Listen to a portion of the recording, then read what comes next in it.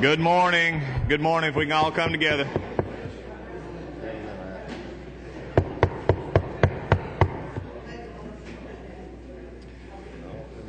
Good morning, everybody. At this late hour, we're convening. Jay Neal, if you would open some, please.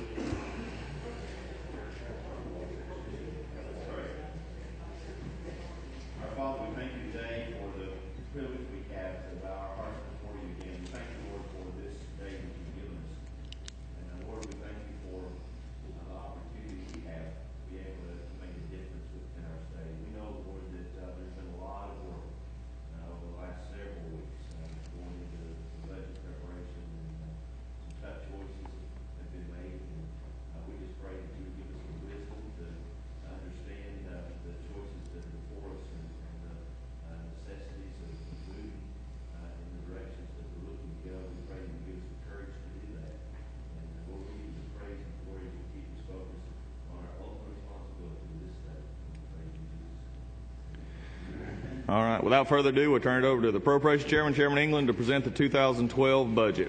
Good morning, everyone.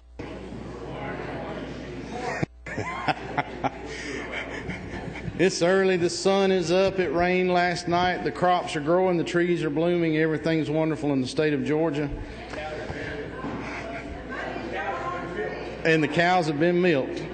Well, good morning. The speaker had picked on me the other morning in the chairman's breakfast about we had to do it at 7:30 because I had a meeting scheduled earlier than this morning, and we actually do on Thursday mornings have a standing 6:30 meeting down in our office. But anyway, most of that's just to infuse coffee into our veins directly. But good morning. Glad to be in front of you this morning with the fiscal year 2012 budget. House Bill 78 is its formal name. And I want to start off by thanking our subcommittees and our subcommittee chairs for their hard work. All of you have been engaged in this process.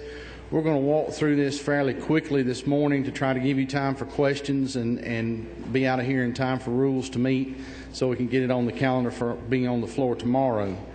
But I'd be remiss if I didn't also thank our House budget staff, many of whom are here with us this morning, or most of whom are here with us this morning, John Brown and crew, and we certainly thank them for all that they do to help us out, and I think it'd be appropriate at this time if we wanted to give them a hand.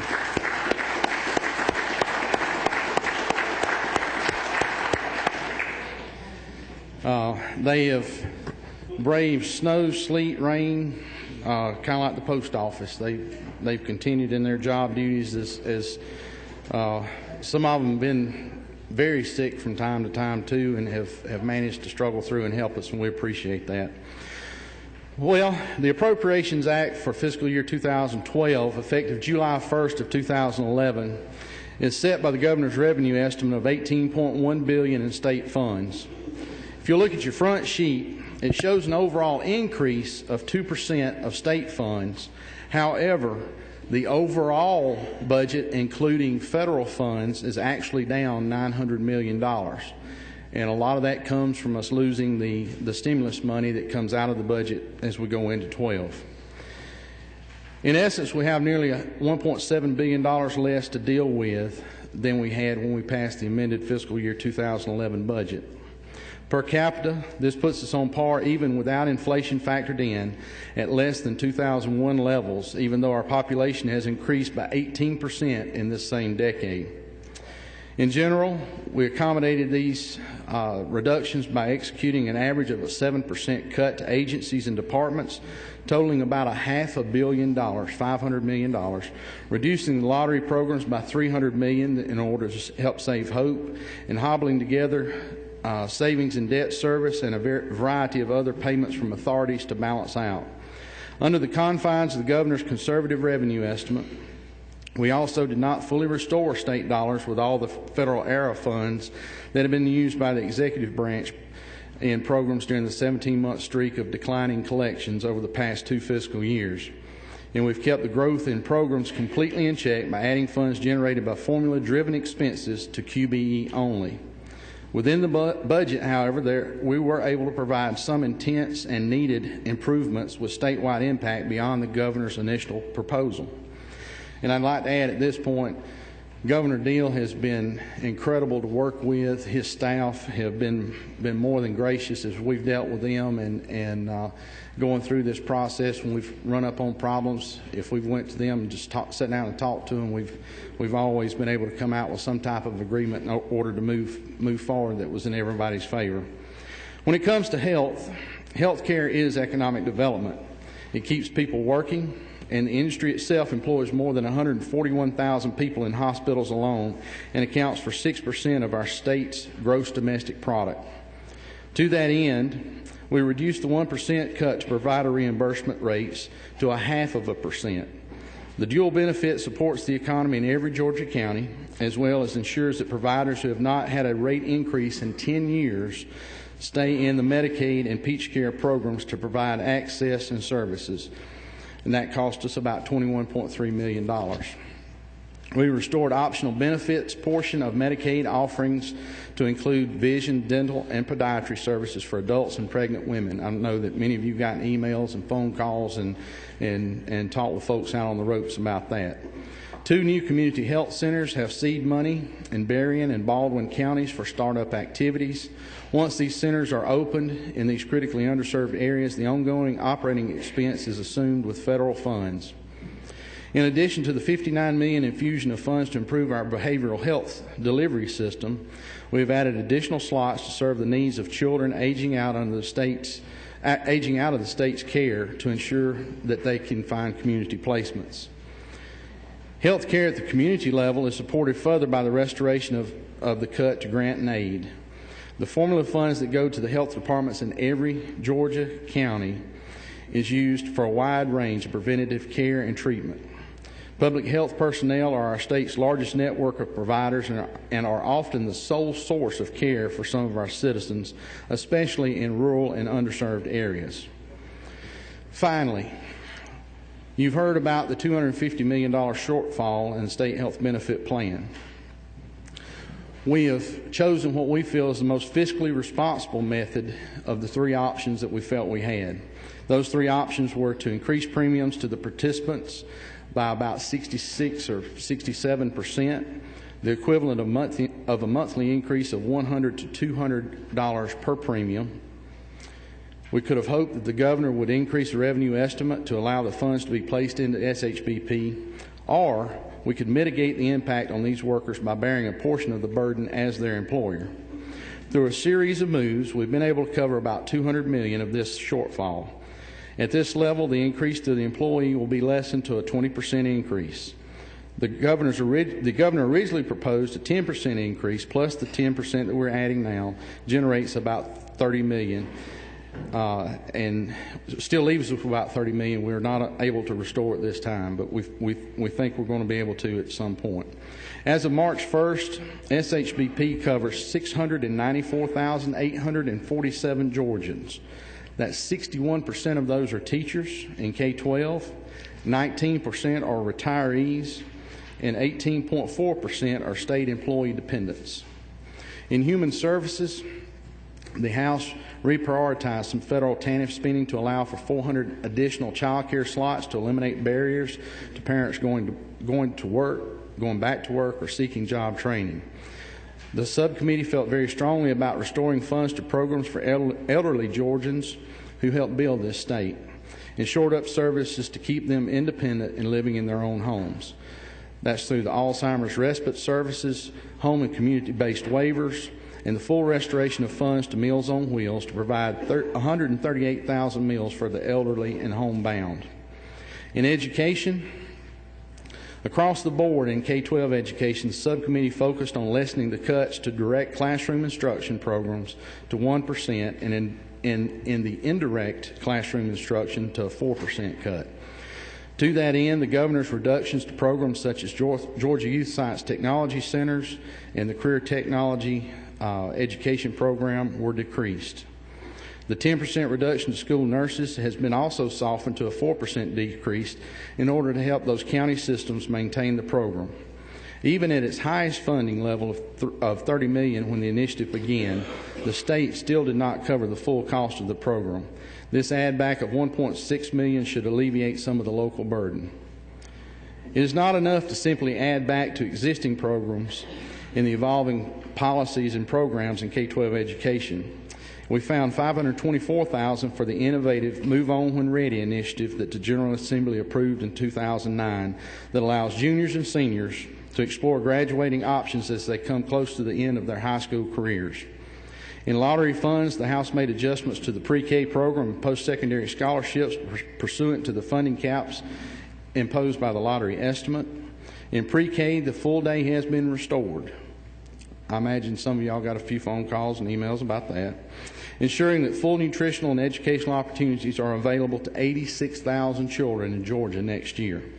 The school year for the children has been shortened by 10 days on both ends of the calendar, but slots expanded by 2,000 to cover more children and allowing 2 more children per classroom.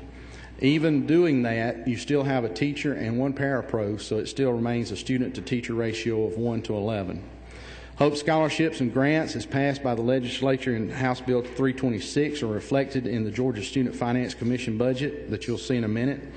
What is noteworthy, however, is that ASAIL, the engineering, Georgia military, and public safety memorial grants and scholarships are now maintained with state funds and not lottery dollars. Public safety. A major initiative of our public safety agencies was to ensure compliance with the new FCC dispatch and communication system for law enforcement.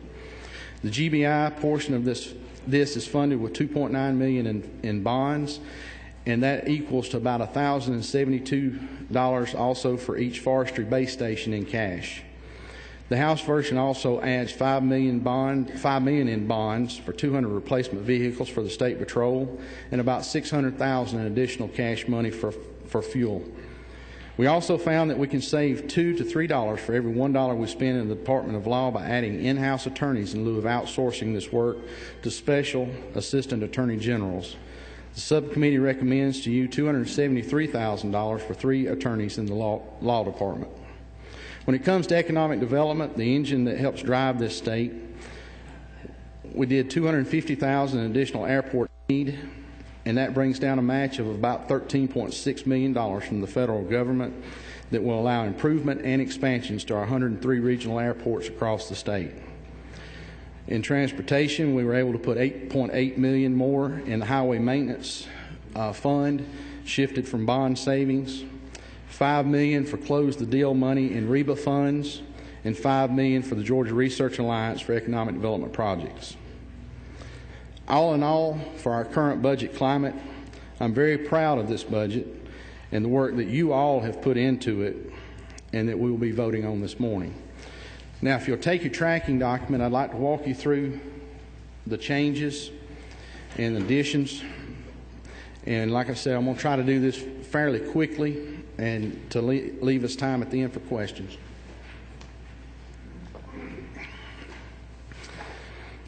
A couple of things that I want to start off with as a caveat.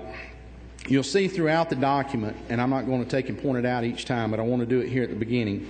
There are 4 areas that needed adjustments, and instead of hitting those each one as we go through each department, I want to try to cover them here at the beginning. You'll see an increase to inflate the adjustment in the employer share of the judicial retirement system. That's to cover the actuary report there.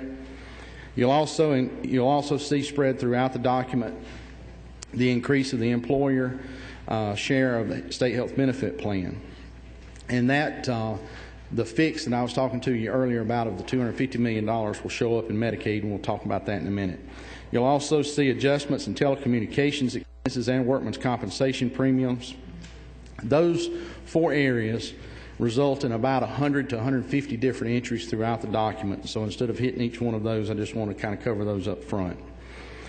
Now, in the governor's budget as he presented it to us, there are some areas that he can't touch, but we're the only ones that actually can go in and make those adjustments. Those come in the form of the General Assembly, audits and accounts, the judiciary. It's early for that one, I'm sorry. But we'll go through those changes here here in just a second. If you look on page 5 of your tracking sheet, under the Georgia Senate, the Senate and the House, both, all of our cuts together between the Senate and the House equal about a 7% cut across the board, so we're matching state agencies. You will see an add back of about $3.8 million to help cover for the special session that will be back here in a few months to cover redistricting and reapportionment. That money's put in to cover per diem, travel, lodging, and temporary staff, and we have no anticipation in that amount for legal fees or outsourcing of any work. So you'll see that on page 5 of the Georgia Senate, page 6 in the House of Representatives, page 7 for the General Assembly joint offices. And then if you go to page 8, looking at audits and accounts, they did not submit a cut plan. Again, they fall under where the governor can't touch those, but we're the only one that can. We did do a 6% cut there instead of a 7%. If we'd went with a 7% cut, it would have caused some furlough days to have to be put in place there. So they're cut by 6. You'll notice an entry on 4.3.3 under legislative services. This is the yearly report on the tax incentives that we offer to businesses and individuals throughout the state of Georgia. And this was brought to us by Senator Goggins last year, Senate Bill 206. And this is to go to Georgia State for helping them to prepare that report. You'll also see as on 4.4.5, I'll get it out here in a minute. You'll see part of a 6% reduction that includes a transfer of funds from the audit program and a rent savings also there, and that transaction is also linked to 4.1.6.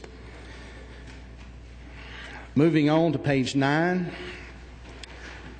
Just as we did in the 11 amended budget, we exempted the judiciary cuts to judges and DAs. The cuts that you're going to see here are for the administrative support piece of their function.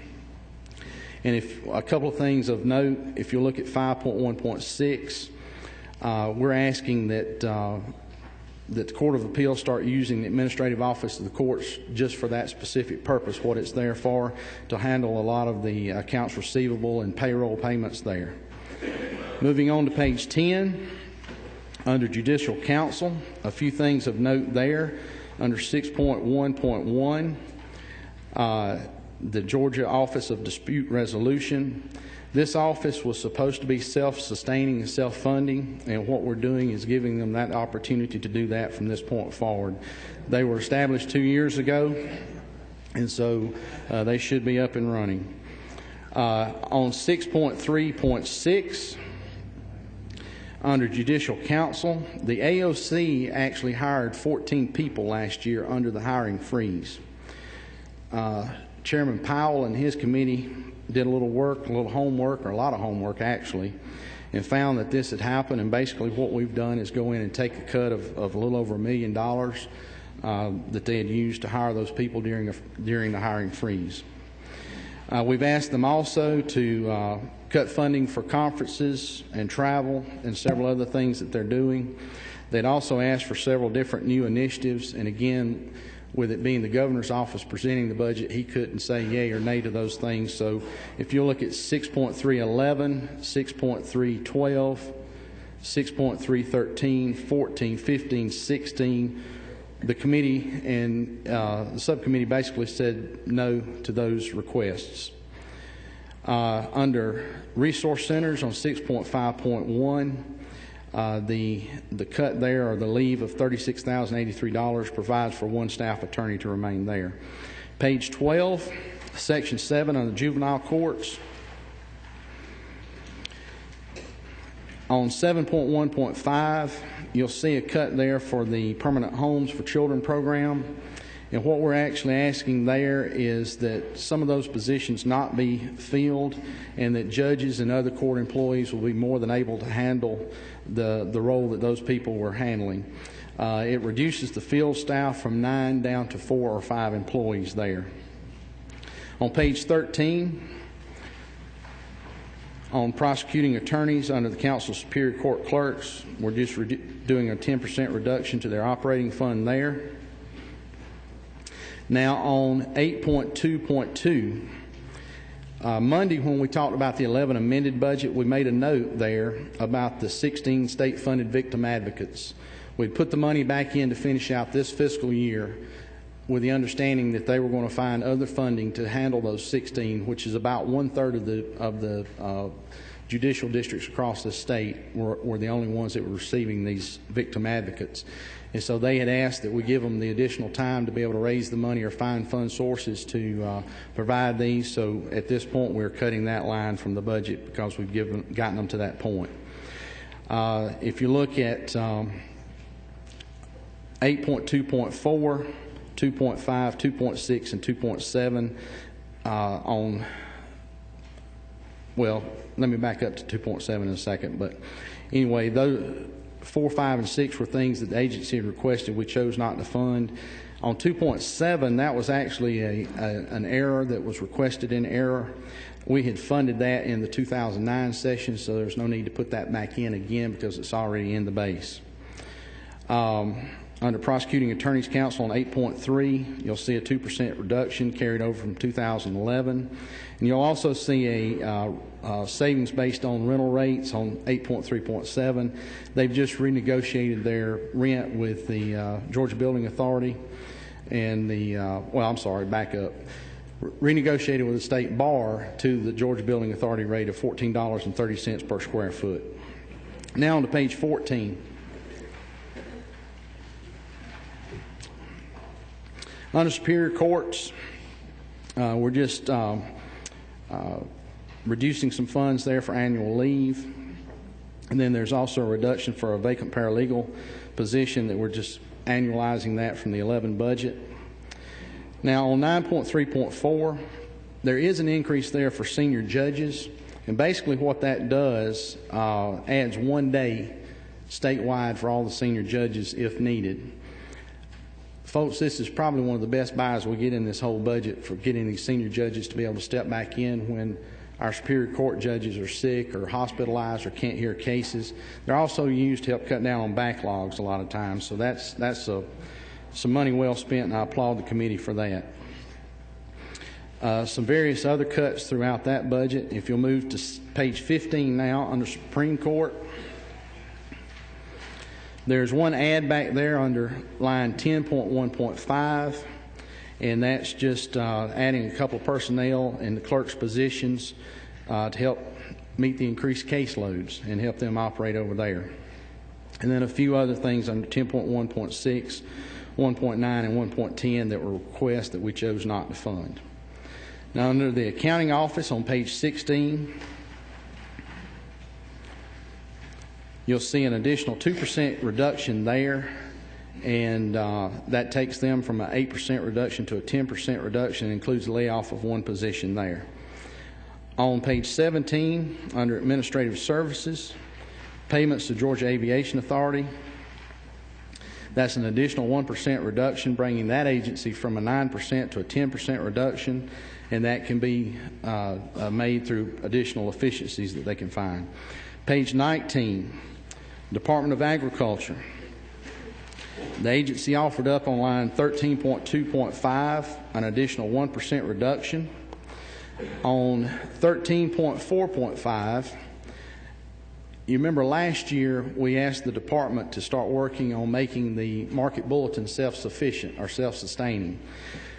Commissioner Black and his employees grabbed that initiative, or that bull by both horns, I guess you could say, and that would be fitting in that area, and have went out and been doing all they can to sell subscriptions, and they're getting very close. They're within shooting range now of reaching the 72,000 subscriptions or subscribers necessary to make that be self-sustaining. If you haven't paid your $10 for the market bulletin, see me later. I can take you and help you with that. They're still selling. A couple of other reductions on 13.46 and 4.7, and those are just additional 1% reductions offered up by the agency. On page 21 under Banking and Finance, on 14.3.6, There's an additional 2%, and that moves the agency from a 4% to a 6% reduction, and that was based on some of their preferred cuts lists, and you'll see some further reductions there. And then under 14.4.7, instituting an electronic registration system will allow them for some other savings, and this is part of the 6% reduction plan, and they'll be holding one vacancy and be laying off one person there because that department will be gaining efficiencies by going electronic. Page 23, under behavioral health. Chairman Houston and her committee did excellent work on the things that they were charged with doing. And you'll see on 15.2.9, they've allowed or provided additional funding for new option waivers and comprehensive support waivers to serve those aging youth that are coming out from under DFACS care. That was something I mentioned in the very beginning. And that opens up about 15 slots, and something that's much needed across the state as we go from trying to not institutionalize people but allow them to continue to live in their home environment. Then on page 24, on line 15.73, we have restored the funding to the Marcus Institute that serves the autistic children, and this will allow for the service to about 200 children. Now on page 26, under the DCA,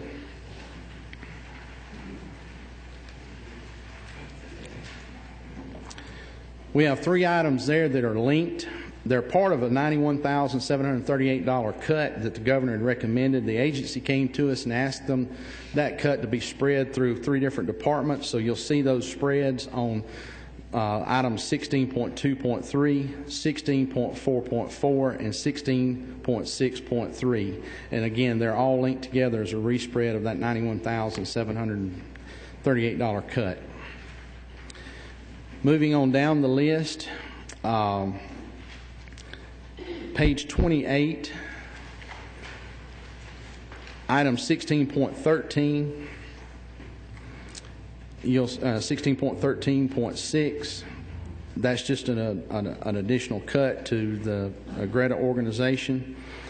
And then also on 16.11.3, which backs you up just a little bit, we left $5 million there into the REBA program. And again, that was after talking to the governor's staff. They need that for some deal closings on some potential new industries looking to come to the state of Georgia. Many of your communities have been recipients of REBA grants in the past, and you know how vitally important that can be for landing economic development. Now on page 29,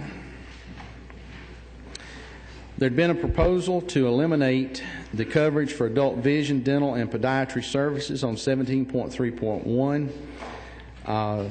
Chairman Parrish's committee felt that in the long run that would probably cost us more than it would ever save us, because it would force a lot of these individuals needing this care to go to emergency rooms, and as we all know, the emergency room care is much more expensive than it would be for preventive care or for care in a doctor's office.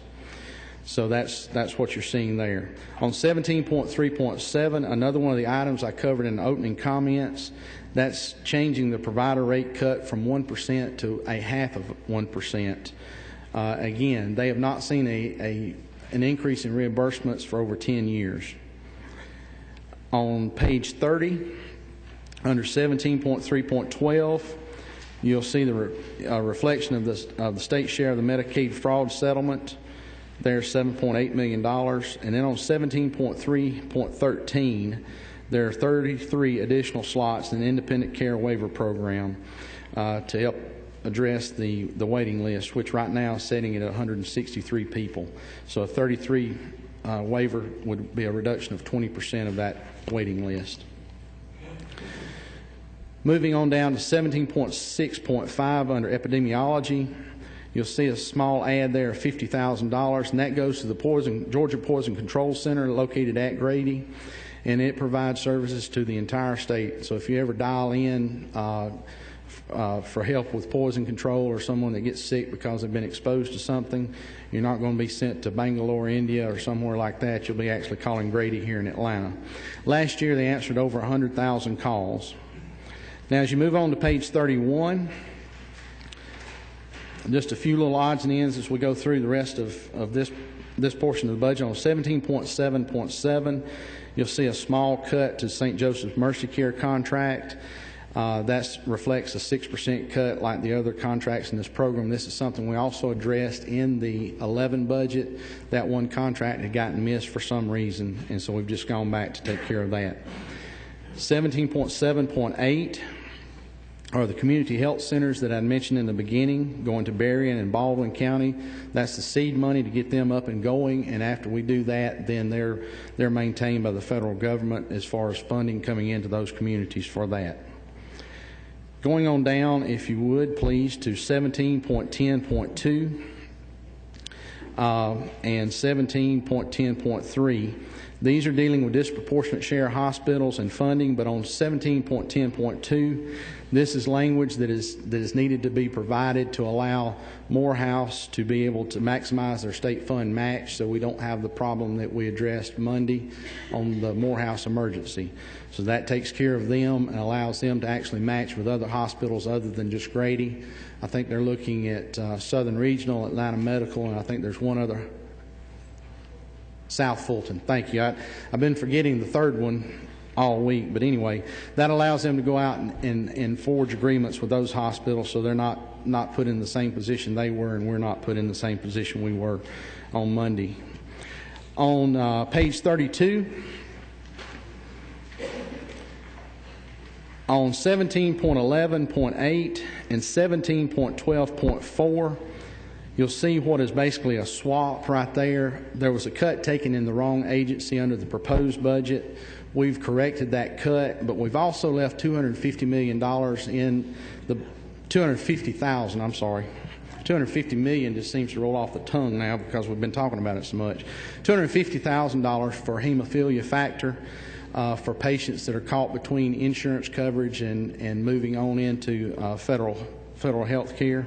So we've made that adjustment to help catch those people that may be in that gap.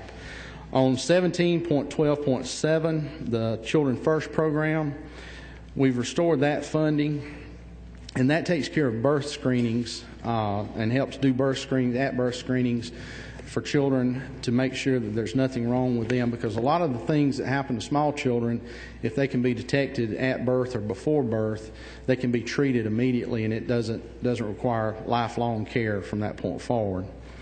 If you'll look on page 33, under low-income Medicaid, line 17.15.1, again, there is the restoration of vision, dental, and podiatry services. Again, that helps keep individuals from having to go to the emergency room for those services.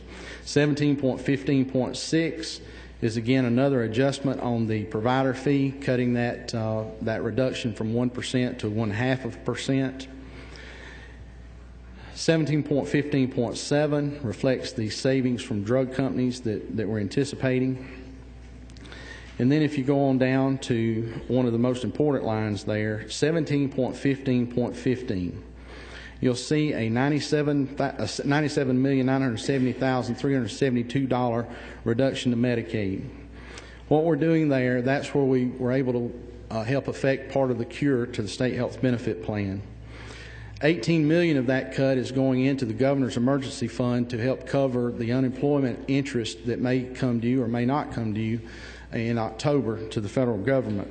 However, it'll be sitting there, and if it's not due at that point, then we can use it to take and help fix some of the other problems that may arise. There's also a $70 million reduction there as part of what we are using for the match on SHBP. By putting that $70 million with another $30 that I'm going to show you in a minute, it helps us draw down about $150 million to get us toward making the repairs to state health benefit plan. And then we're projecting about a $9 million reduction in need also there in that total. Now on 17.15.17, this is a transfer, and it will be going to Department of Human Services on line 27.16.7 that you'll see in a minute. It's just transferring that program to a different agency. On Peach Care 17.16.4, Again, changing that reduction in the provider reimbursement from a 1% reduction to a 0.5% reduction. On 17.17.3, you'll see there a $2.4 million add back for the grant and aid to county health boards. Folks, that affects all 159 counties. That affects every one of your constituents across this state, and I appreciate Chairman Parrish for realizing that and helping to make that fix. Now, under State Health Benefit Plan on page 34, on line 17.18.2, part of the cure that we're having to make on the State Health Benefit Plan affects the non-certified employees. What's reflected right here is an increase in their premium of about 13%, or $28 per employee, and that's to offset part of the shortfall in SHBP. On lines 17.18.8 and 17.18.9, that's where you're starting to see some of the spread, and also helping reflect some of the early retirement reinsurance program on 18.8. 18.9 is where we've had to go in and work on the State Health Benefit Plan. The governor had proposed a 10% increase, but as the $250 million hole opened up, that pushed that increase to 67%, and we're able to take and mitigate that back down to only a 20% increase. Just like in your businesses and other private health care, rates continue to increase, and it makes it that much harder for us to cover. Now on 17.18.4, you'll see a savings of $21.8 million, and that's to reflect the increased use of minimally invasive procedures. Instead of having to do check-in and overnight health care in hospitals on some of these procedures, we're just saying we're going to move some of those to day procedures or extremely short stay procedures. And then on 17.18.15, you'll see the increase in the employer share, $134 million. $30 million of that goes to non-certified. The 70 again that we pulled comes from non-certified employees that I'll show you in a minute. 70 million of that is from the Medicaid borrow that we mentioned before, and this is what all piles together to help fill that $250 million hole. Now on page 35, on 17.21.3, the Georgia Board of Physicians, or Georgia Board for Physician Workforce, and the Georgia Composite Medical Board are consolidating their administrative functions and consolidating offices, and this savings there is coming from that co-location of those two agencies. Going on down the document, if you will look at 17.24.3, that is just reflecting what Morehouse will be able to match or pull down as federal match. Those are other funds. That's no new state money at all involved there. So that's just reflecting what they will be pulling down as part of their match. And then on 17.27.3, you'll see another $123,000 add, and that's just reflecting a mislocation, I guess, for lack of a better term, of one of the cuts, and so the net cut actually remains the same. It's just reflecting an adjustment to the correct line item. Page 37 on Department of Corrections. Chairman Powell and his committee are kind of like bulldogs when they go start after a hound bone. They don't let up real easy. As many of you may recall or remember Jerry Clower talking about, he took some boiled okra out one time to feed to the dogs, and one of the dogs lapped it up so quick the other dog, or the two dogs, got in a fight because the one that lapped it up so quick thought the other one had stole it from him. And that's kind of the way Chairman Powell and some of his committee are. They just go after things and don't let up. So they have done a very good job, and you're going to see that reflected right here. Under 18.3.5, there's a reduction of $160,000 for a contract with the University of Cincinnati for evaluation of day reporting centers. They've cut that out-of-state contract. On 18.3.6, the elimination of a contract with the University of Georgia for leadership corrections. That's for employee development, and that we feel right now could be better used somewhere else in the budget. And then 18.3.7 is reduction in personal services and operating expenses, and this is actually less than 2% of their administration program. On state prisons, another one of those rabid dog go after finding something cuts. 18.11.9. The chairman and his committee found a unspecified contract with an amount of $166,463 that had no vendor named with it either, so they took that cut. And then 18.11.10, this eliminates a private security contract for the TIFT campus, and we're thinking since they've got prison guards in training down there that is from military days, that some of those guards that are in training can pull KP duty at night and go out and patrol and make sure that nothing happens there, and that can be part of their training instead of having to pay someone else to come in and do it. Now, on 18.11.11, you'll see a small reduction right there, and you're going to see this reduction happen in a couple of other places. It's where we've refilled the ERA money in the budget. The ERA money over the last 2.5 years was not touched by state budget reductions. So that money, when it was plugged into those holes, was kept whole in those budgets. So as we refill those holes and got to thinking about things, those budgets had not been cut in those areas over the last couple of years. So what we're doing is going in and saying we're going to take a 3% reduction there and basically do a 97% refill. So you'll see that spread throughout a couple more places here in a minute. Even with that 3% cut, they still fare considerably better than if they'd still been on state funding throughout the last couple of years. Page 40, on the Department of Defense, $230,000 ad there for utilities at state armories. On page 41, Department of Driver Services, we're increasing the agency's cut to a 5% reduction. We did not suggest 6% reduction because it would have involved 10 furlough days and the closing of licensing centers on Thursdays. Due to the size of our population in the state now, it's critically important to keep those licensing centers open and operating. Page 42, early child care and learning. These items are where you're going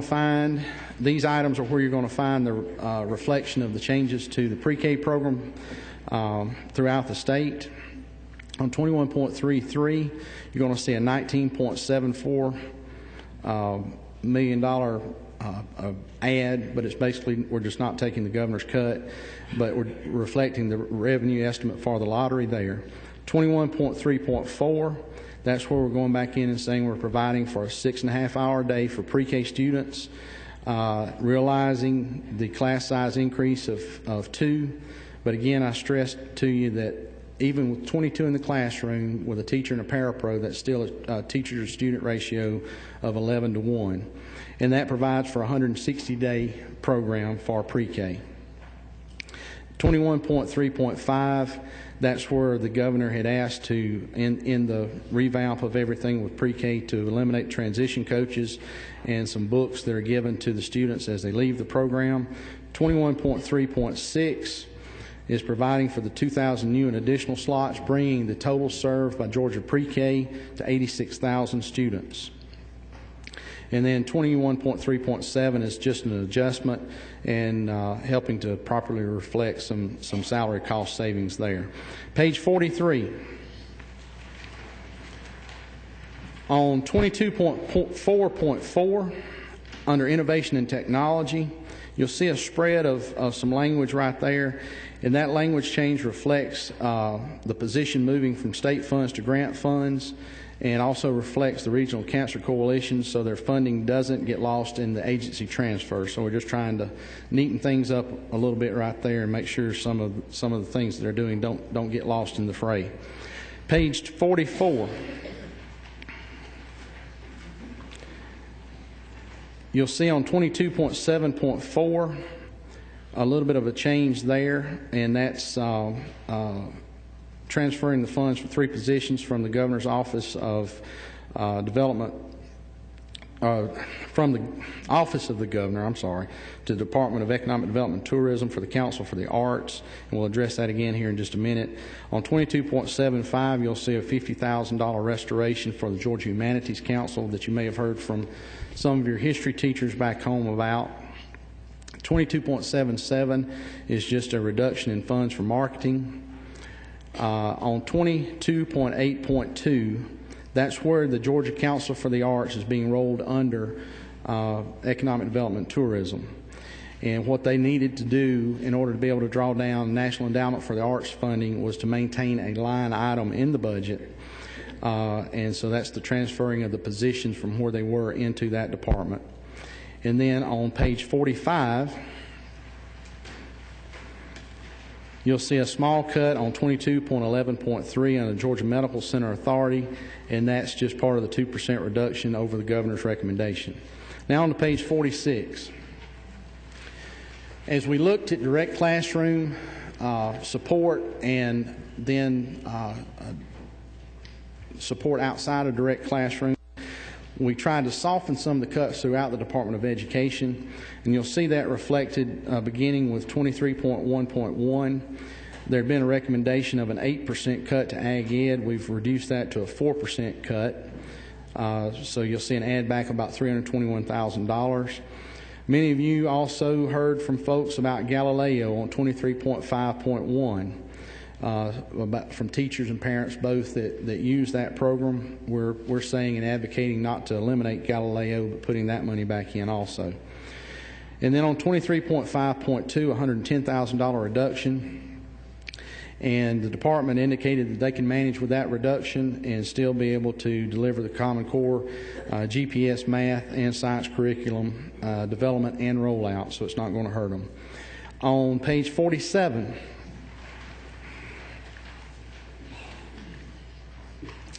under Georgia Youth Science Technology Centers, 23.9.1, we took that back to a 4% cut.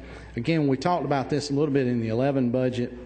GYSTCs serve, the 13 of them regionally across the state, serve about 50% of the public school systems across the state. And they're helping to provide teachers and students with training and activities for the STEM areas, such as science, math, engineering, and technology. And as Governor Deal has made part of his platform is to help develop the STEM program, they will play a vital role in that. On 23.13.4, under non-QB formula grants, we look there under the residential treatment centers. These children, again, are the wards of the state. Those centers do not receive an appropriation other than what we take and put into it, and we're basically saying we're only going to take a 1% cut there. On page 48,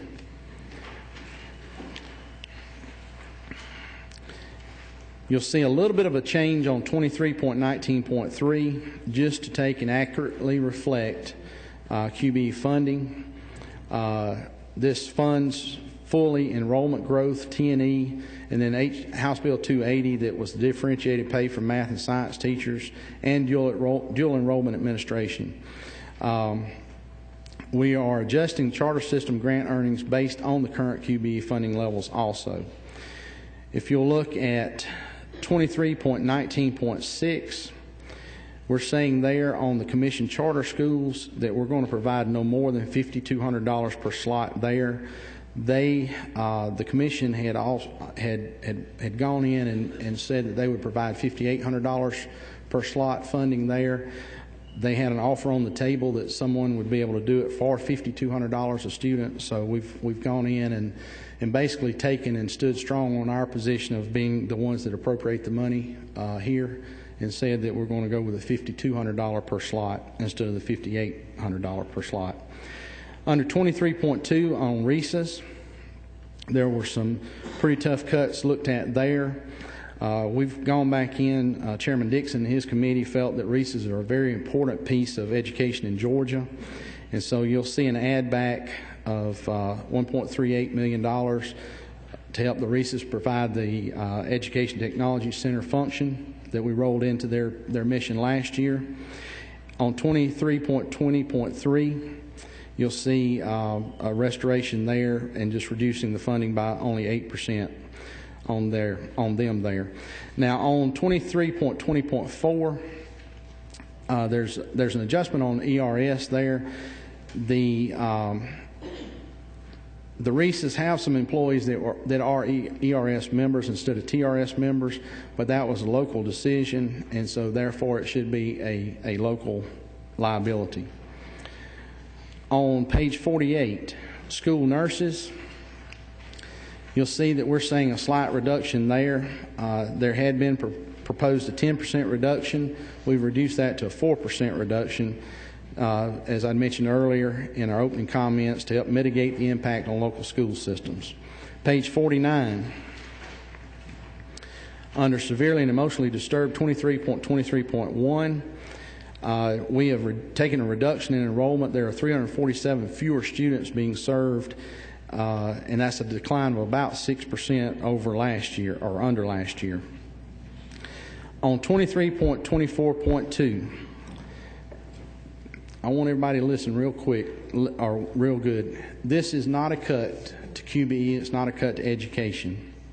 That $30 million there is state health benefit plan money, and that's the other $30 million that I was referring to earlier that we added to the 70 to create the $100 million pot that we spread throughout the budget to help pick up the additional funds for state health benefit plan. So it is not a cut to education. We've simply gone in and spread that throughout the agencies to be able to pull down those additional dollars.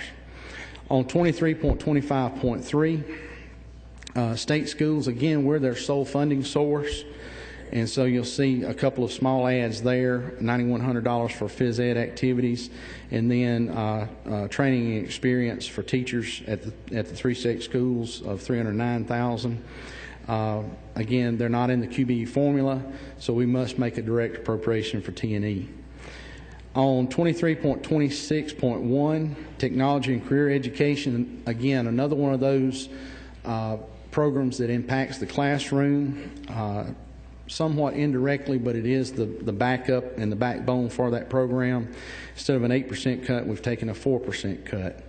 23.27.1, as you may have heard on the news this morning and has been talked about for several months now, the state board is getting away from the high school graduation test, and that $250,000 reduction is just anticipating some of the savings we'll gain there.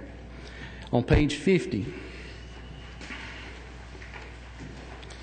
if you'll remember from the 2011 budget, we had some prepay that we pushed forward into the 2012 budget, and part of that was to go for PSERS on 24.3.1.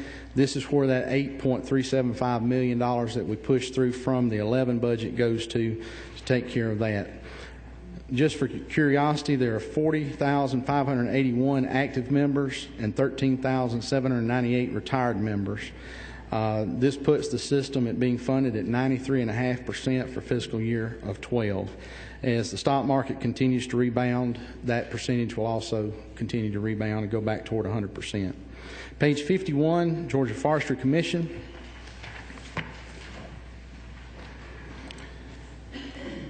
We're still looking at some additional funding, as I mentioned early in the comments, for the meeting of the new FCC requirements on base stations. You'll see that reflected in $146,000. Then the other add of $414,000. That annualizes some personal services from the 11 amended budget to help keep people on the front lines fighting forest fires. Now on page 53, on 26.1.1, Governor's Emergency Fund, you'll see the $18.2 million setting there. That's the $18.2 that we're parking there for the potential increased payment on the unemployment trust fund interest that may be due. So again, we've parked it there. If our hand is not called on it that we have to pay it, those funds can be plugged back into other areas or plugged back into Medicaid. On 26.3.3, OPB, we've taken a 7% cut there. Then as you go on down and see some other cuts, we're taking some of the increased reductions from 8% to 15% on 26.4.4 because they had lapsed funds at the end of fiscal year 10. On page 54, under 26.8.7, and I've got here in quotation marks, we heard you. And when I say we heard you, we heard the people throughout the state of Georgia about their strong commitment and feelings about family connection and the work to take and combine them potentially with the Governor's Office of Children and Families. We have decoupled that. The Governor has agreed that that's something we will not do. And so you'll see in a minute an add back in just a minute of that $7 million to the family connection line here in just a few minutes. Chairman Houston and her committee have committed that over the summer they're going to work with Family Connection to make sure that they're getting every dollar possible back down to the local level. And that's going to be done in conjunction with the Governor. He's been more than gracious in helping make all this sort of stuff happen. And on 26.8.12, you'll see a reduction of $2.5 million. The Children's Trust Fund currently has over $7 million in the bank. That money's there to be used for those activities, and so we're just telling them to use $2.5 million of that for those activities. Governor's Office of Consumer Protection at 26.9.4, a cut going from 7 to 10%, and that's just reflecting an additional vacancy there that we've found out that is there. As you run on down through, on page 55, you'll see student achievement, reduction in funds, Office of Child Advocate, a reduction in operating expenses, and then on Office of State Inspector General, an additional reduction there from 4% to 15%. They lapsed, by the way, over $67,000 worth of funds in fiscal year 10. On page 56, I draw your attention to 27.4.2 and 27.4.3. The eliminating funding for the first foundation contract.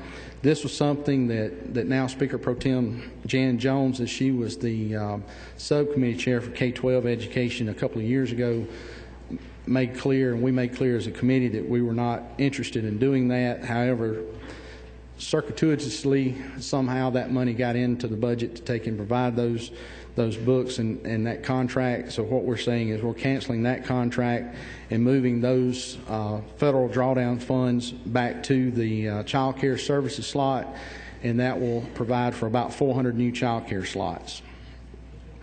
Page 57, under Child Welfare Services, 27.6.6, we're proposing to eliminate the Embrace contract.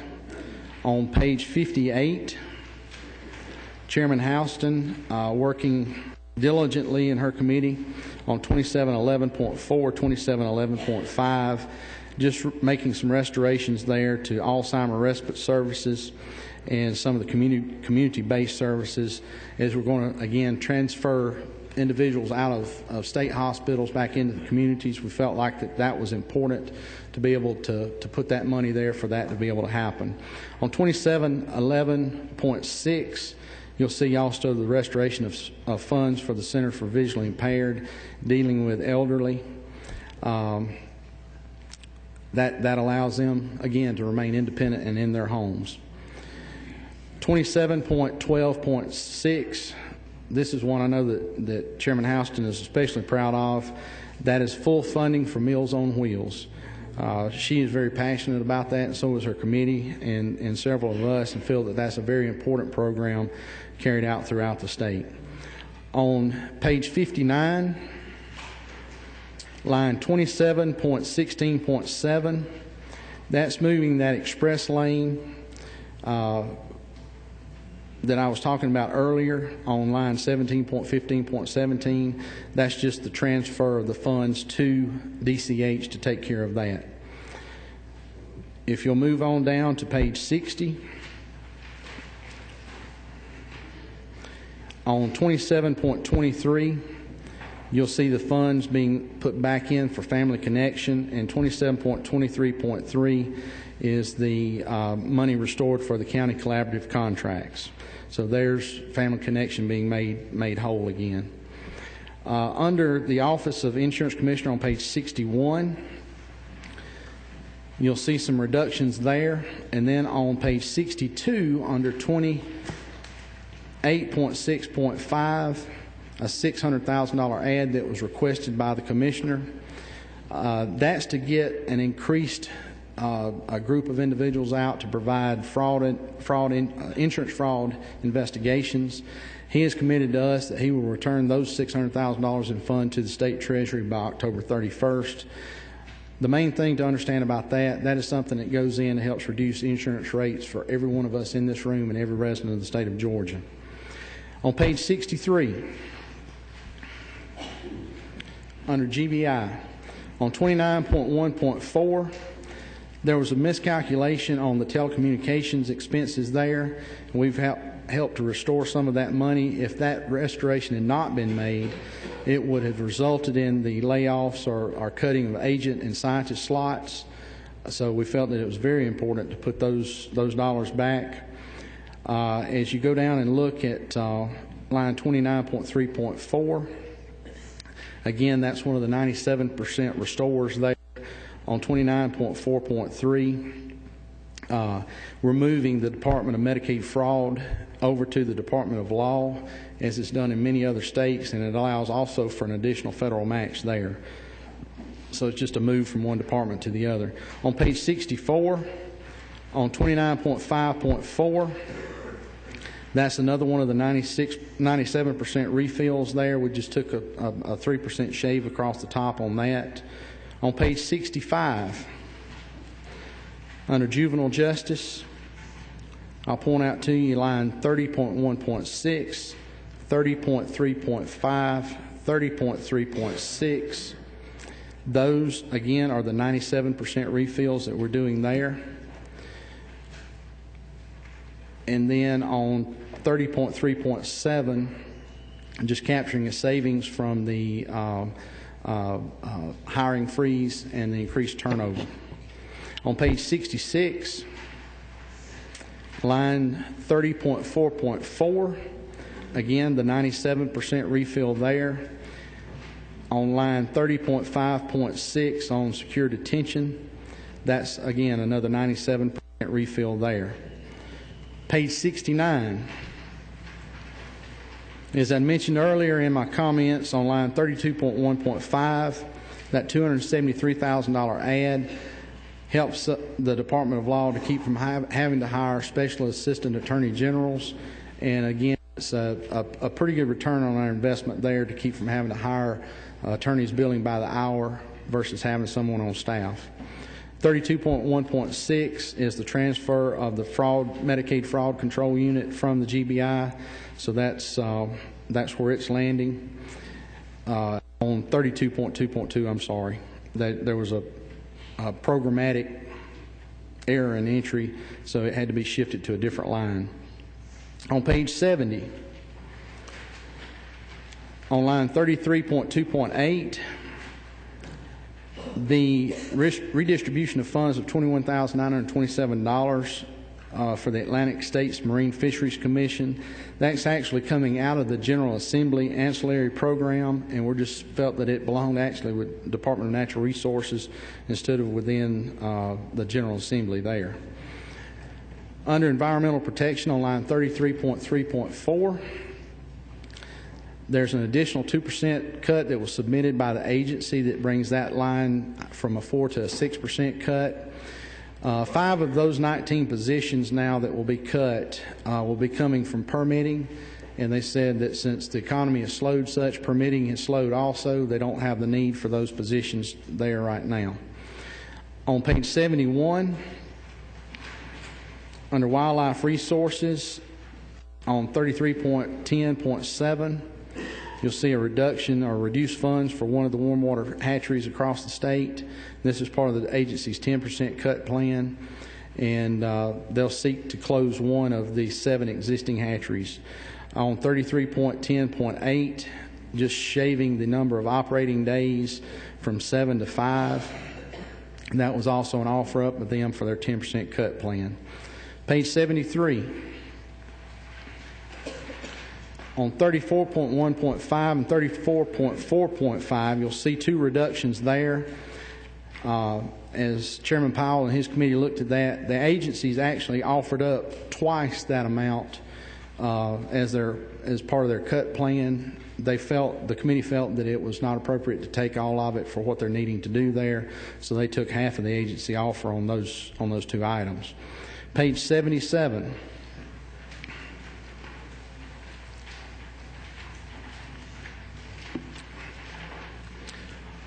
On 37.1.2, you see a transaction there that covers through several entries under these departments here under the Public Defender Standards Council. The governor originally had thought about adding and consolidating several things together. And then as the committee looked at it and the governor further looked at it, he asked us not to do that at this time. So basically what we've done there is taken that money and spread it back to the original agencies where they occurred.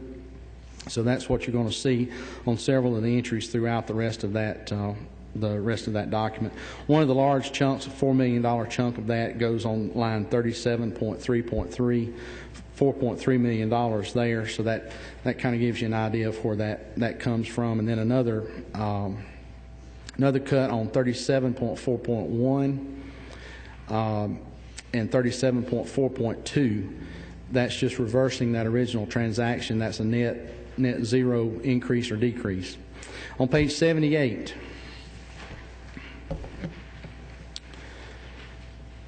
there are four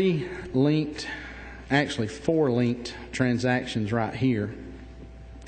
On line 38.1.4, 38.3.6, and 38.4.5, the agency requested that instead of putting all the cuts within one program, that we'd spread those cuts throughout several agencies, and that's what we've done there. And then also, if you look at 38.3.5, you'll see a correction or an adjustment in telecommunications expenses there that was requested by the governor and OPB also. On line 38.5.4, one of the things I mentioned in opening comments, we've added $600,000 in gas money for the state patrol. That represents an addition of about $50,000 per month. And that addresses the need by the $400,000 reduction in the fuel budget at the beginning of last year, because at that point gas prices had declined. Moving on to page 79.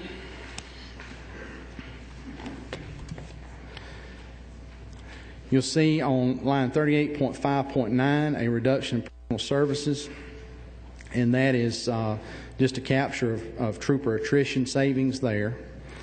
And then on 38.8.5 under Troop J specialty units, that line there is part of that respread also that I mentioned earlier. Page 80. Governor's Office of Highway Safety. You'll see a reduction there of $64,000. That's a 23% cut, and we're just asking them to continue to find some efficiencies within their staffing of that agency. Moving on to page 81. On Public Service Commission 39.3.8, you'll see a reduction of $77,794, and this is again a 1% reduction in the governor's recommendation there. On page 82. Chairman Earhart and his Higher Ed Committee did a yeoman's work here on some of the things that they've looked at on Higher Ed.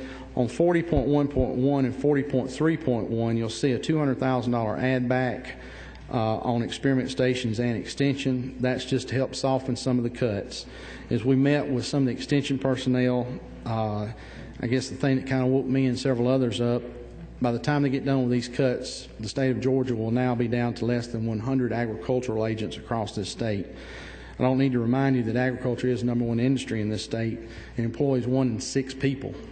And so that's still our #1 agents, our #1 industry, and we need to make sure that we've got the support out there that they need in the field, literally.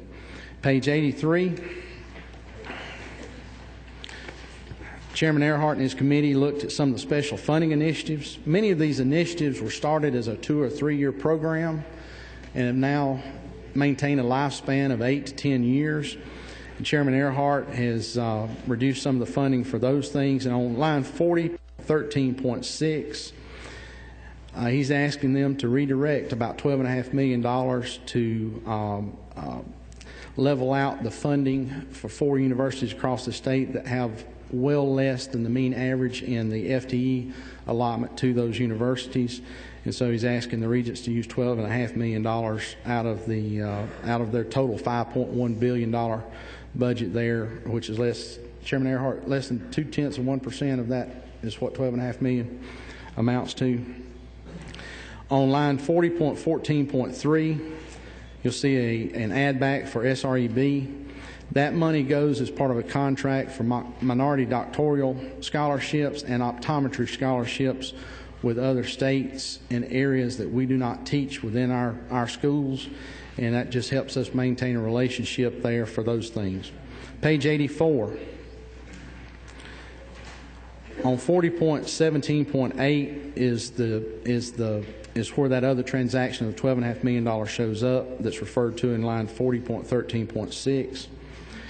And on 40.17.9 is redirecting some other funds of about $19 million to George Gwinnett College. George Gwinnett is our newest college in the university system, and they're experiencing tremendous growth. They project to go from 5,500 students this year to 8,000 students when they open back up in August. They're behind the curve on the funding formula, which is about 2 years behind on the Regents formula. And I want to give a shout out to Representatives Rice, Sheldon, Clark, and Walker for bringing that to our attention there. Page 87. On line 41.6.1, again, this refers back to a prepay that we did in fiscal year 11 amended budget for the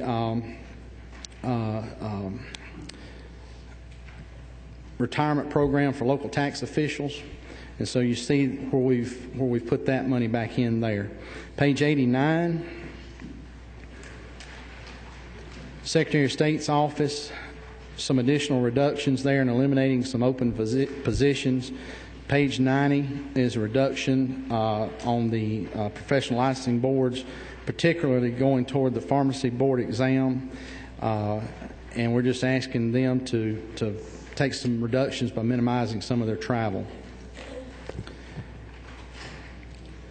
On 42.5.7, elimination of 7 vacant positions. We've added 4 more there, and this was offered up by the agency to meet an 8% reduction plan. And then again, under 42.5.8, this allows them now to use the national board exam there, that small add back there. As you go on to page 92, you'll see Georgia Soil and Water Conservation Commission. And basically, we're just asking them to take an additional 1% operating reduction. Page 94. This, again, is where House Bill 326 comes in. It's where we're moving some of the programs out of the lottery into general funds. And you'll see that on the Excel program. And let me back up and say something. On the numbers that you see on the governor's side there, it's not that they missed those numbers that bad. It's that they basically had to put in some placeholders. And so what we've done is gone back in and entered the actual numbers. And so it's not a mistake on anyone's part. It was just something that they needed to take and show where some of the cuts were coming from. But then later, as we cemented what the Hope bill looked like, we just had to go back in and make those adjustments. Of interest on 44.2.1, the College Opportunity Grant, that amount of money there is moving to the 1% loan fund. 44.3, the Engineering Scholarship moves to general funds. 44.4, the Military Scholarship moves to state general funds.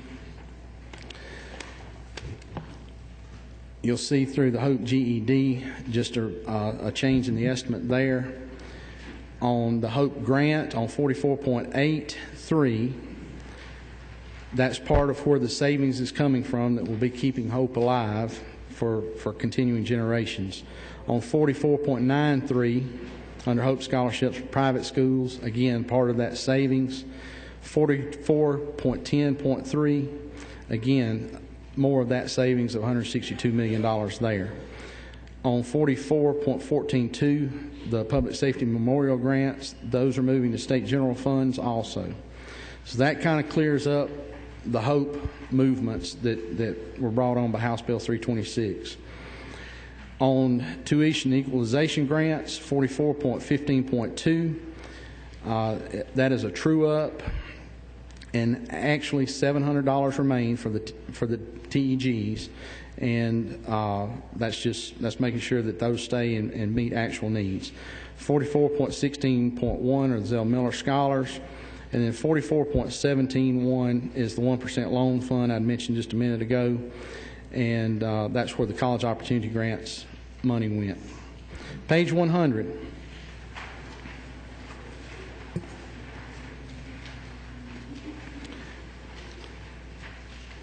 You'll see a slight add on 47.1.4 of $350,000.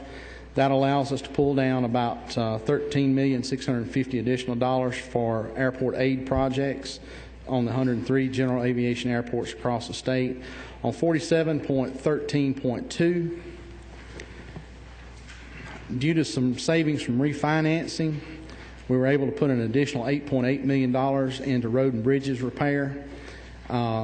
And that's also reflects a slight increase in the motor fuel estimate that was okayed by the governor also.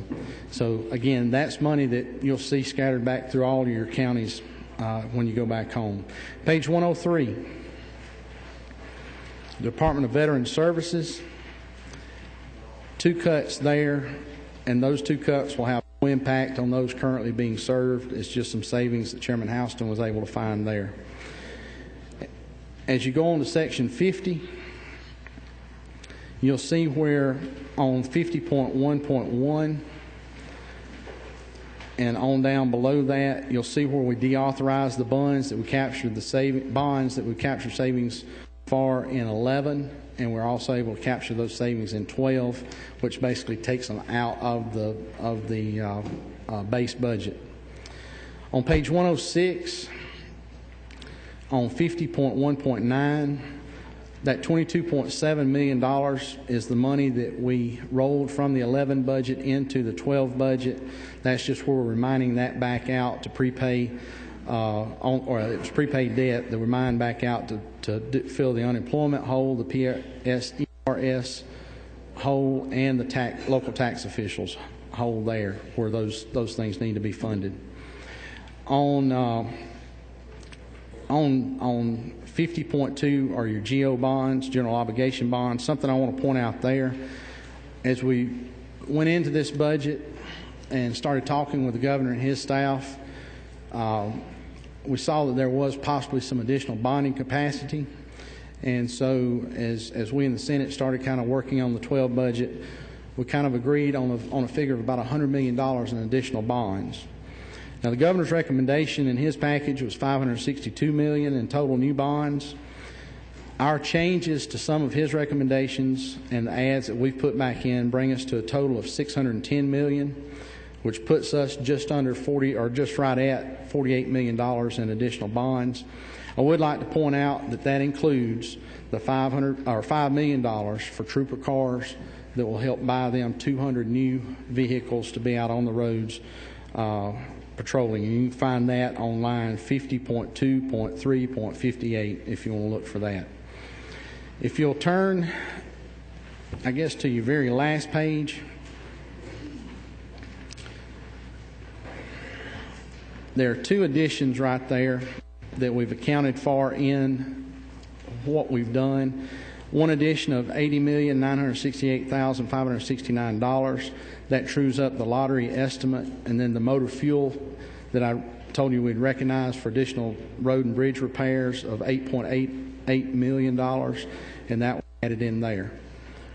That walks you through not as quick as I'd hoped, but it walks you through pretty quick the changes that we've recommended, that your committee has recommended.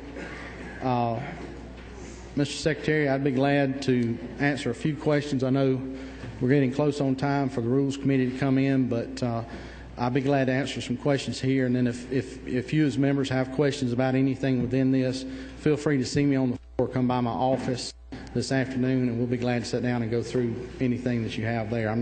Don't want to cut you off on questions, but just realizing the time constraints here, we'll be glad to answer anything that you got, if not here later on today. All right, Mr. Chairman, we have also alerted that the Rules Committee as well. We've alerted the Rules Committee we're continuing to work and let them go. I don't want to upset the chairman too much because we'd like to see this on the floor tomorrow. Exactly, we'd like to. First question, Chairman Martin. Chairman Martin, we'll come back. Representative Knight. Representative Knight, you have a question? No. He waves. Representative Amerson. Chairman Amerson. Thank you, Mr. Chairman. Would you, and I appreciate you keeping the $5 million for GRA being moved over to economic development, but I can't find it on the economic development page. Could you sort of help me out there? I'm blind, I realize that. But yeah, 44, page 44. Okay, I'm gonna look at my notes right quick too.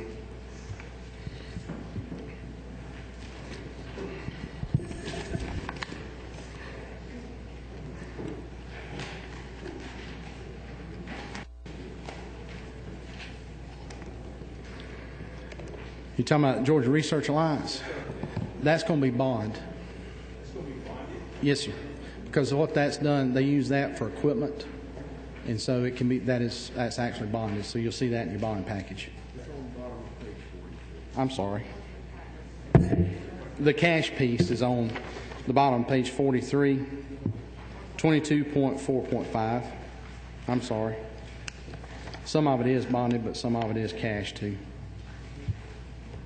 Thank you. All right. Chairman Martin. Thank you, Mr. Chairman. Mr. Chairman, this is a question, I guess, and a comment too. You mentioned the Office of Dispute Resolution on 6.1.1 that the final cut Chairman Powell and the subcommittee completed to make that office self-sustaining. Many times we have to work with departments to do that. I just think at this point, we started that a few years ago, and the leader of that office, Senji Morakuma, has been working over the last 3 or 4 years to make that office self-sufficient. Many times we're tough on people about cuts, and I just wanted to bring it out here. I appreciate Chairman Powell finishing that job with the director, but that's how it's supposed to work. They took it on themselves to get self-sufficient, and they just deserved a shout out this morning for doing the right thing and I agree. Taking care of themselves. I just wanted to do that. Thank you. All right. Huxley Sheldon. Representative Sheldon. You wait. That stack of papers that keeps going against the buttons, I think. Yeah. Representative Hancock. Wait. Anyone else? That's all the questions, Mr. Chairman. We'll be entertaining a motion. Motion do pass. Have a second. Be a roll call vote. Chairman England. Yes. Chairman Collins. Yes. Dixon. Chairman Earhart. Yes. Chairman Hill. Yes. Calvin Hill. Yes. Chairman Houston. Yes. Chairman Perry. Yes. Chairman Powell. Yes. Chairman Rogers. Yes. Chairman Reiner. Yes. Leader Abrams. Representative Abrams. Representative Allison. Yes. Representative Amerson. Yes. Representative Ash. Yes. Representative Austin. Representative 6. Representative Baker. Yes. Representative Bearden. Yes. Representative Black. Yes. Representative Burns. Yes. Representative Carter. Yes. Representative Cassis. Representative David Cassis. Representative Mickey Schnell. Yes. Mr. Chairman. Representative Chokas. Yes. Representative Coleman. Yes. Representative Davis. Yes. Representative Dollar. Representative Von Epps. Representative Gardner. Representative Golick. Representative Golick. Representative Green. Yes. Representative Hamilton. Yes. Representative Hanner. Yes. Representative Harbin. Representative Hatfield. Representative Hurd. Yes. Representative Hembry. Representative Henson. Representative Huckabee. Yes. Representative Hughley. Representative James. Representative Pro Tem Jones.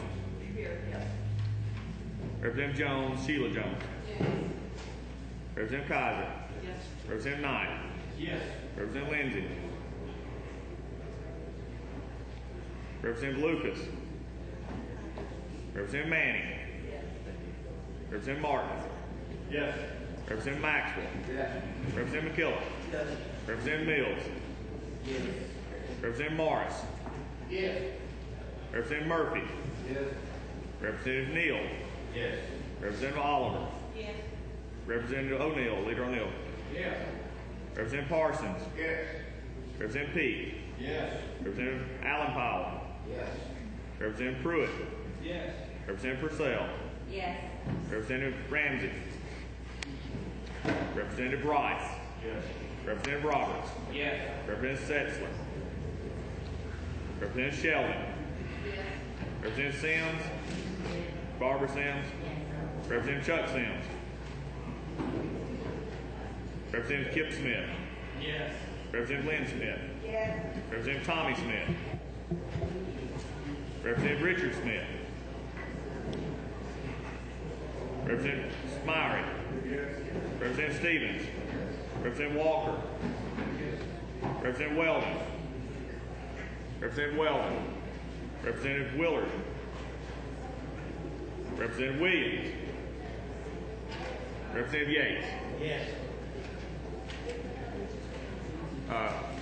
Ms. Will. Yes. Anyone else that has not been called that is a member of the committee that wishes to vote? Anyone else?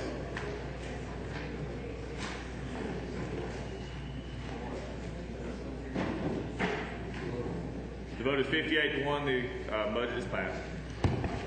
Meeting adjourned. Meeting adjourned.